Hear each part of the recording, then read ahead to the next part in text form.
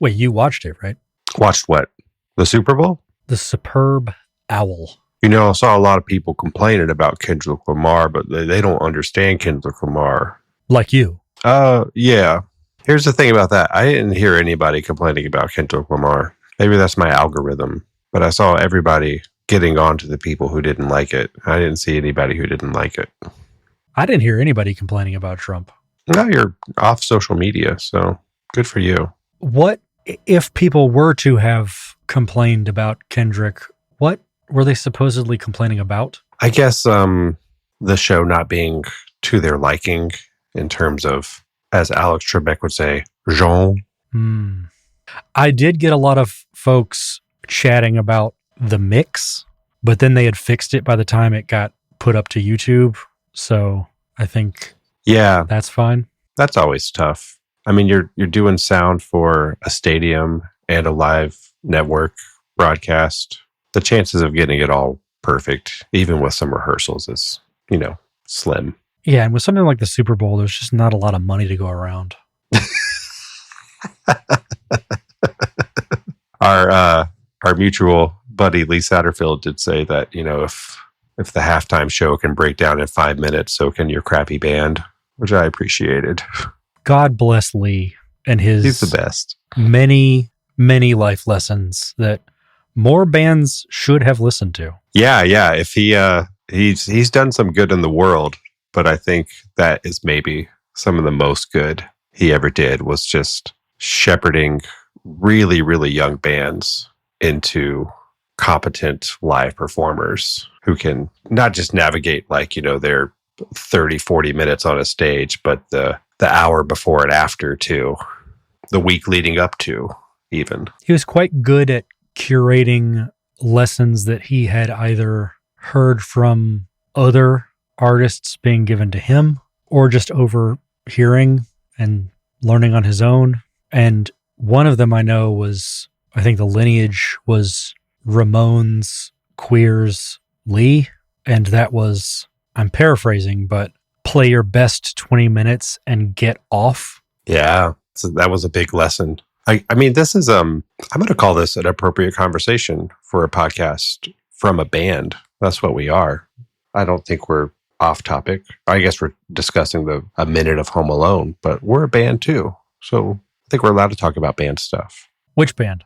The Home Alones. The band for which we started this podcast to promote and quickly became the only thing that we did for a while. I think you were talking about how appropriate this conversation is because we're a band, but it sounds like you were kind of leading up to something. Oh, I like that lesson that you learned from Lee. I think what maybe the most practical wisdom that I gleaned from my time with him, we're talking about him like he's dead. I talked to him yesterday, was how to practice, like what a band's rehearsal or practice session should be like. Because before him, I really treated it like my social time of, hey, let's play a few songs and then let's go play Mario Party. And when you meet Lee, he really values putting the work in at practice and showing up for the reason that we all showed up. And after Lee, Sonny AL had no patience for anyone who treated a practice session like just a hangout. If you wanted to noodle around with your instrument instead of play a song, or you wanted to go take a 30-minute smoke break or something, I was not going to be in a band with you for very long. Leave them wanting more. You can't be like pancakes. Explain. That's an old Mitch Hedberg joke. You're supposed to leave them wanting more. You can't be like pancakes where you eat 3 and then you're sick of them. One pancake. Is 1.5 pancakes the right number? It might be, yeah. This is why I struggle at breakfast places, because I want a little bit of everything. And there's usually not something on the menu called a little bit of everything. Usually it's named for like a person or an archetype. Yeah. It's your like Uncle Herschel's, your right. Billy Bob's breakfast sampler. Oh, you want the old timers breakfast. Oh, you want Grandpa Tony. That's the closest I think you'll get to a little bit of everything. Yeah, the crusty prospector food mountain. Cracker Barrel is especially guilty of it, though. Like, they've got your Uncle Herschel's and Old Timers and all these weird things, and none of them really quite have the combo of foods I'm looking for. I always feel like I'm compromising there. I feel like you're just describing an industry that's ripe for disruption. Someone should invent a restaurant where you can pay and eat as much as you want of a variety of foods. Some kind of... Oh, wait. You could decide even how much within the variety you have. Yes, it would be precious, like a valued metal, and it would be a great place to gather up a group of people. It like a silver trough. Well, that's what we'll call it. Because with silver groups, trough. The bronze and the platinum smorgasbord. The aluminum cage. The jade hootenanny. Ooh, I like the zinc zoo. Zinc zoo. It really doesn't roll off the tongue, you know? It really stays on the tongue. Lot of consonants. Lot of consonant sounds. A lot of sharp, abrasive, unpleasant noises. But think of how cool the logo would be. The Zinc Zoo. You get those two Z's up there. Be nice. Have they rebooted Zorro yet? A couple of times. Oh, that's right. Antonio. It's probably due for a new one. That's what my money's on. Next 10 years, we're getting a Zorro reboot. We're getting a Zorro? Okay. Now? Nah, tomorrow, Egghead. You do a good impression of probably everybody in this movie. I would say it's certainly not my best because I wasn't working up to it, and I won't tell you to cut it, but part of me is like, you could go back and listen to it and take it apart. I'll give you another take. I'll give you another take. No, because then it's not real. Okay. It's got to be fair real. Enough. But I appreciate you alluding to the very first line in what we are tentatively calling minute 56. Does Marv not say now? Is that in the previous minute? Marv says now in this minute. Okay. I suppose what I mean is the first lines are an exchange of now and no, etc. All right. Minute 56. We're in the van. Harry has instructed Marv to go check out the McCallister home. And we're at the very tail end of Marv's long, doled, silent stare.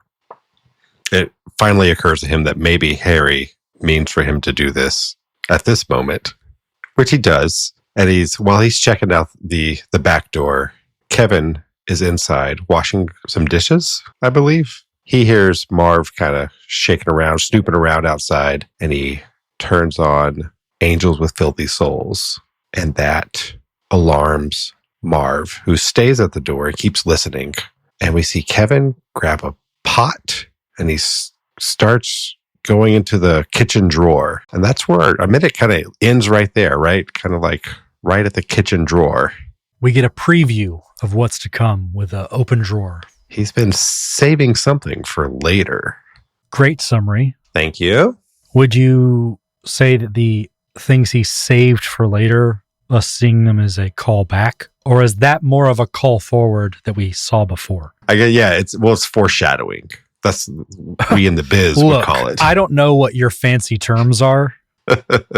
Well, Jerod, had you gone to college, you would have learned foreshadowing. Colegio. And maybe a little bit about mitochondria. It's funny because I see people talking about the phrase powerhouse of the cell, but I never learned that phrase. No? If I did, I don't recall it, but I think it may be because I went deeper than that. Because when I talk to people who remember that, they don't actually remember much else. Does that make sense? Like I shoved out something by like... You forgot the thing that was a meme of knowledge that we all seem to remember, even though we never use it. But you maybe remembered even more obscure stuff. Yeah, because when you follow that up, as I am wont to do with talking about mitochondria, and like DNA and like RNA construction, or even just talking about like, I don't know, cytoplasm or semi-permeable membranes, people are like, hold on. Mitochondria is the powerhouse of the cell. Right. Done. Chlorophyll, more like borophyll. Different movie, but still close to cellular level. I would do a Billy Madison minute, but we'd have to start a different band first. How do you feel about the name Egghead here? I think it's so fitting and so much better than, here's what I'll say. I think it's better than a typical insult, which would be like, no, tomorrow, stupid. Yeah, to go opposite, to go sarcastic. To go sarcastic is an interesting level up, but also I think he levels it up even further by going to one that's probably not within the first couple that you would pull. So instead of saying no, tomorrow, genius. Brainiac. Yeah, those can be played out. I really don't hear... Sorry. Take that again. I'm leaving in this coughing. Oof. I'm leaving in that swallowing. I don't think any of our fan appreciates how many mouth noises I edit out of this podcast. Mostly my own. If you were to estimate a number, what would you put it at? Per episode? Yes. Average. 20. That's conservative. It's that kind of care and attention to detail that have really rocketed us into the stratosphere of film commentary podcast charts. You do wonder what variables put something on the map the way that we've been put on the map. And you're always hesitant to change any of them for fear that something is the special sauce. People call them intangibles, but it's very tangible. It's me cutting out the mouth noises. An average of 20 per episode. I've been watching the behind the scenes. I've been listening to the Home Alone Minute. Oh, yeah. They do a good job over there. But you know what I don't hear on that minute? I never hear the word egghead. No, it's great. You don't really hear the word egghead all that much. We need to bring it back. Also, that's a perfect cut. So if you drop in right there, it would work whether you leave that bit or not. Okay. Well, now I have to keep it because you're talking about cutting it out. No, this is easy cut right here. Okay. You don't really hear egghead all that much.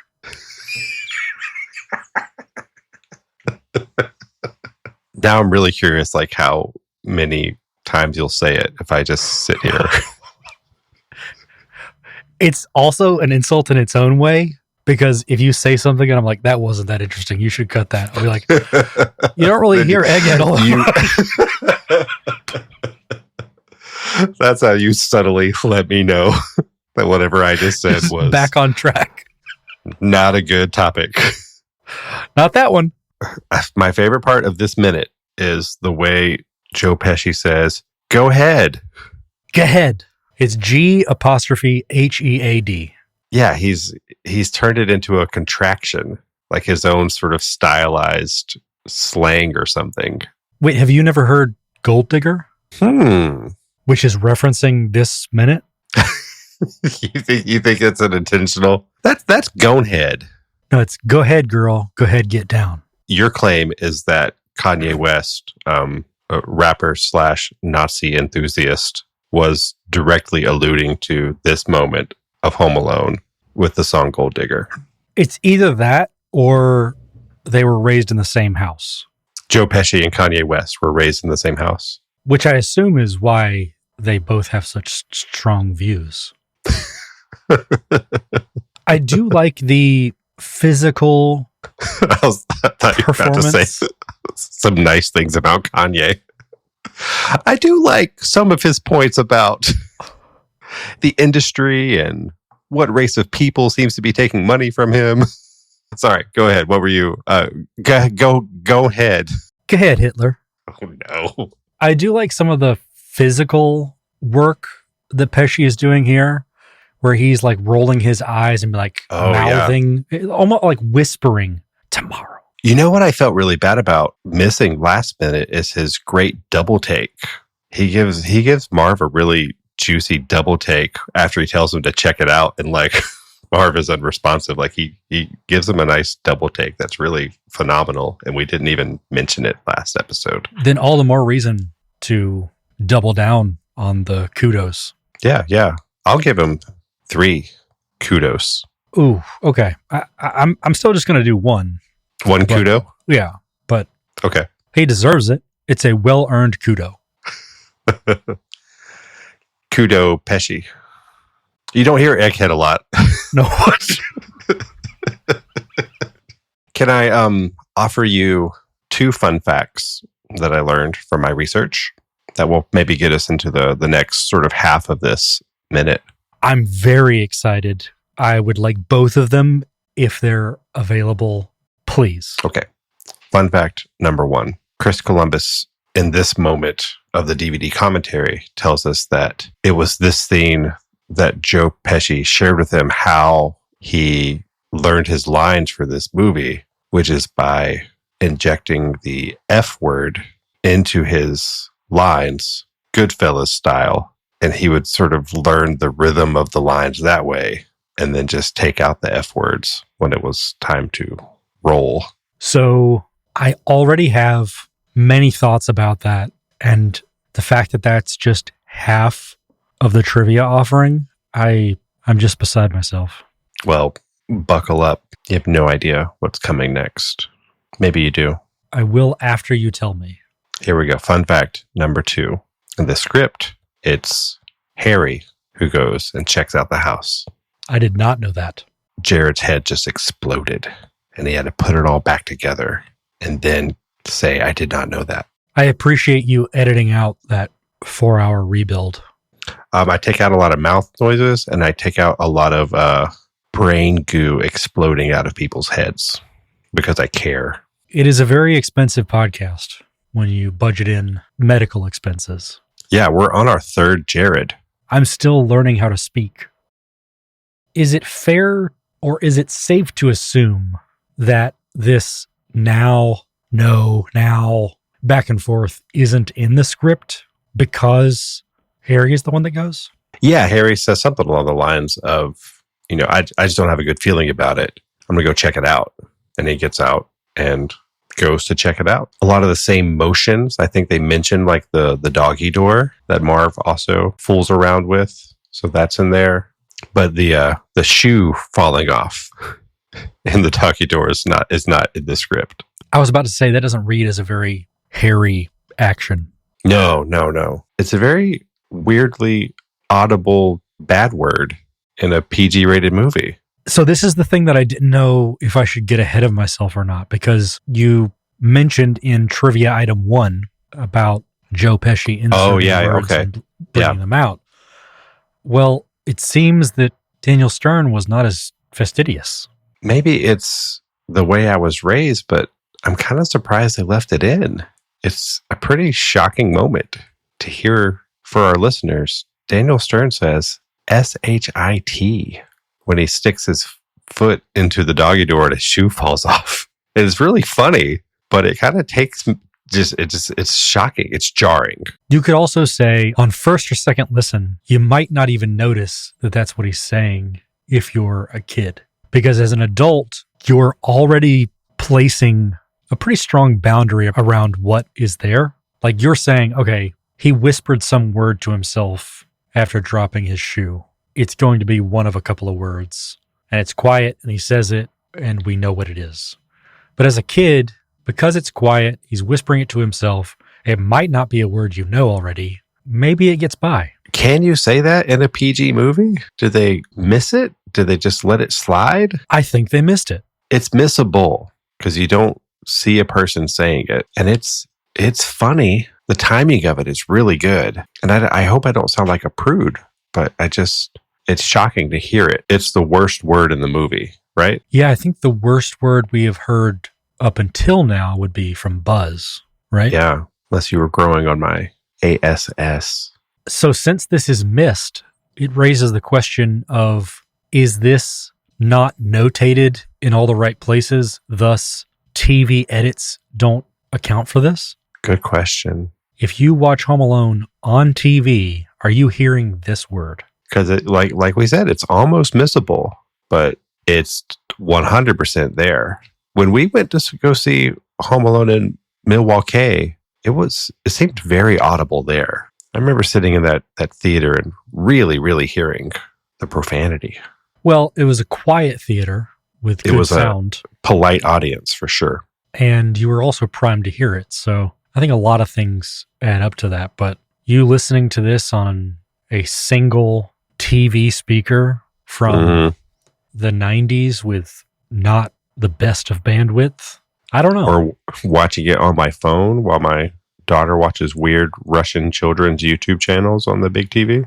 I might actually push back on that one because modern phone speakers have a whole lot more high end. So I'm more likely to hear it, even over the volume of the weird Russian YouTube children's channels. Your source is very high quality as well. You're not listening to like a VHS tape.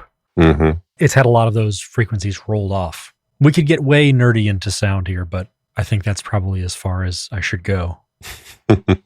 I would like to go back to what Marv is doing before Kevin reacts by putting on Angels. And it seems like he's both exploring in all the ways you would while also being a bit comedic. So this like shoe drop that we're talking about here is a foolish thing to have done. Like there's no real reason for him to stick his foot in the door. Put his foot in the doggy door. What information, what recon is available to him with that motion? Right. Like him sticking his head in, which he may or may not do in the future. Hello. That was a really good one. Thank you. It's the episode of Impressions. That is good recon. Putting your foot in, I don't know if you are just expecting to put your foot into a tub of water or something. Oh, is there a foot spa on the other side of this? But he does this after like forcefully trying the door handle and not getting... Is he maybe like kicking the doggy door just to see if it is opened? Can you lock up a doggy door? You can, and that's why it's good to be specific that he's doing more than that. Because he's not just kicking it and seeing if it opens and closes. Like he's putting his foot all the way through it after having kicked it. I guess I'm giving him the benefit of maybe that whole motion is, he gives it a kick, but his foot goes through all the way. And he was maybe not expecting that. And that's why it gets caught. I definitely read it as two motions, but that could be. When Kevin starts up the movie and Marv is, his curiosity is piqued and he's a little worried when he looks back over towards Harry and tries to like say his name, but he can't say his name. He can't be loud. He can't yell at this moment. I think Daniel Stern does that so perfectly. Yeah, if we're talking about the physical acting in this episode, yeah, Marv does kind of two really good ones back to back here because, like you say, he has the meerkat style perking up when he hears the big speakers that we're back with. Yep. But this, do I say, I don't even know if he's saying Harry or help or what he's saying, but he knows that he can't say it, so he's catching himself. And yeah, it's beautiful. It's so good. It is so good. Both Wet Bandits really putting in good work in this minute. Well, because they have great chemistry, and I think that's why it worked. And I think we've read a handful of things about that being a big part of the casting. But we're also seeing them do a few feats of individual greatness in this minute as well. Yeah, it's good stuff. And Kevin's just, he's doing dishes, right? Like he's in the sink, he's washing up. Yeah, I suppose if we were doing full accounting of acting talent by each person in this scene and doing a bit of an age differential, the 8-year-old is doing a lot of physical reactions that are quite believable as he works through this because he's looking up from the sink. When Marv gets to the door, he's sort of watching intently, spooked a bit during all of that. He sees the foot come through the door and he's like, okay, I got to do something. Mm-hmm. We're back with the speakers. And then him sneaking down to go get the pot. It's not even like okay, get down from the chair, move the chair, get up on the chair again. It's like, oh, well, this chair makes noise. You make noise. You need to be careful. Yeah, he's real savvy about it. He has no lines, so maybe that's why he's not really on the radar here.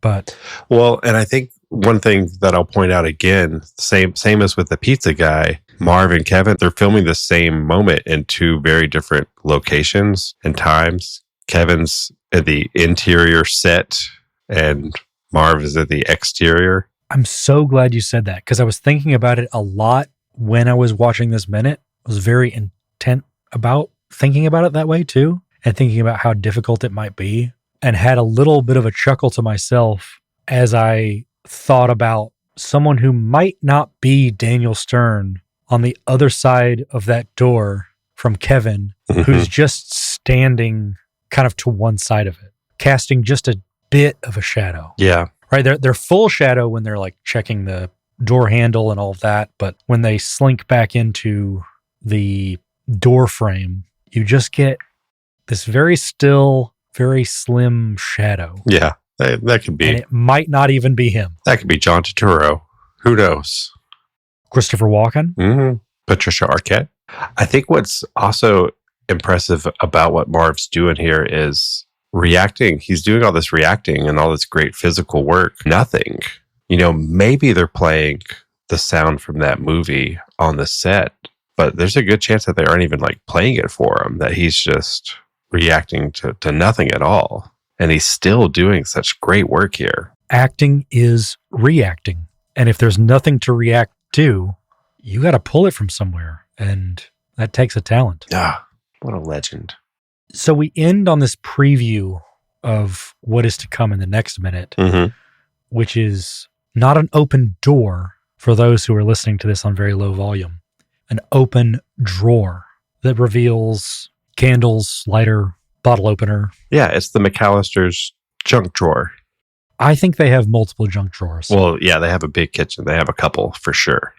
But we see some, let me see if I get this right, post-shadowing. Or is it just shadowing? Some current shadows. Some noonday suns. We see what was foretold. We see some 5 shadows.